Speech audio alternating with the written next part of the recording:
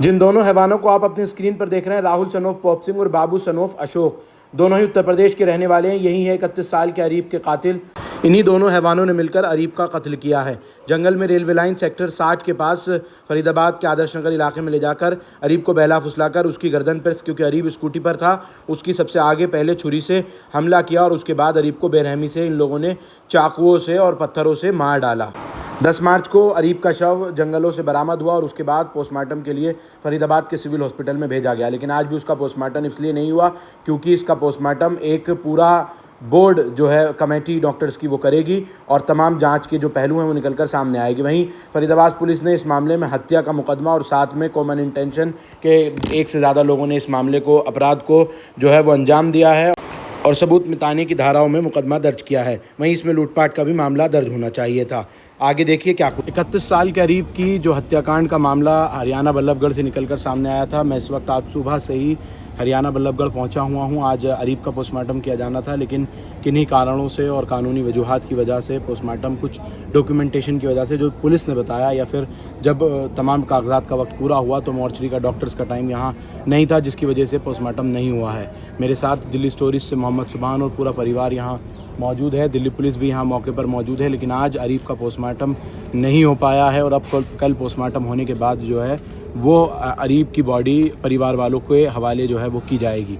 लेकिन इस पूरे हत्याकांड में जो एक बहुत महत्वपूर्ण बात है, अरीब को सिर्फ हत्या ही नहीं की गई है, बल्कि अरीब को हत्या करने के बाद उसके हाथ पैर बांधकर जंगलों में फेंकने के बाद उसके पूरे बदन पर आग लगाई गई है ताकि तमाम सबूतों को पूरी तरह से मिटाया जा सके। अरीब को पत्थरों से लेकर चाकुओं तक से वार किया गया है। अरीब की फ़िलहाल जो कंडीशन थी मौका वारदात पर, जो क्राइम स्पॉट पर था, वो बयां करने लायक बिल्कुल नहीं है।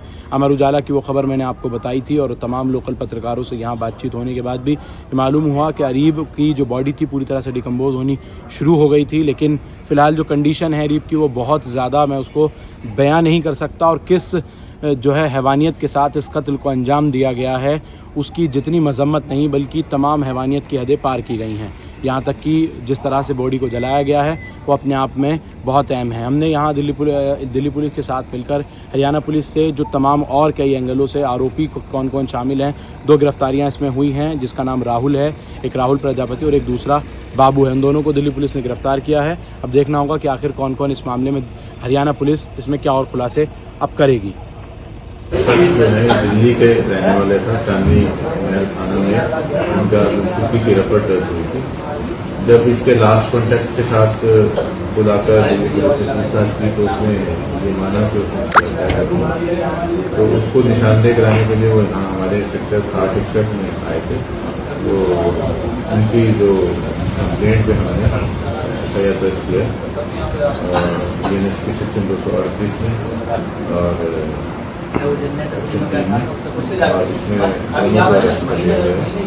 दिल्ली की पुलिस यहाँ तक कैसे पहुंची, किस तरीके से पता चल पाया? दिल्ली पुलिस में वहाँ गुमशुदगी की रिपोर्ट लिखी हुई थी उन्होंने और उन्होंने अब्डक्शन का एफआईआर भी दर्ज किया हुआ था। तो जब उन्होंने उससे इंटेरोगेशन किया तो उसने माना कि भाई मैंने उसकी हत्या कर दी और उसको बॉडी को सेक्टर 60 में डिस्पोज ऑफ कर दिया। क्या ये दोनों आरोपी दिल्ली के रहने वाले थे?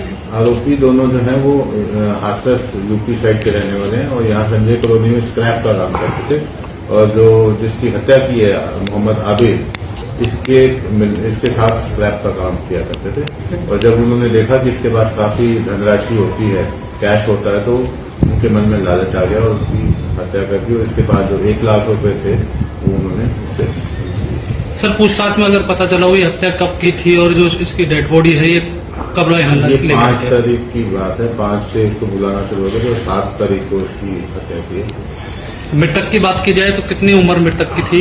31 साल की उम्र थी शख्स की और इसकी डेड बॉडी जो है वो सेक्टर 60 में मिली और काफी जंगली जानवरों में खाई हुई थी आधी बॉडी को। ऐसा कहा जा रहा है कि जिनमें से एक आरोपी फरीदाबाद कहीं किराए पर रहता था। हाँ, वो संजय कॉलोनी में किराए पर रहता था। तो दोनों को अरेस्ट कर लिया।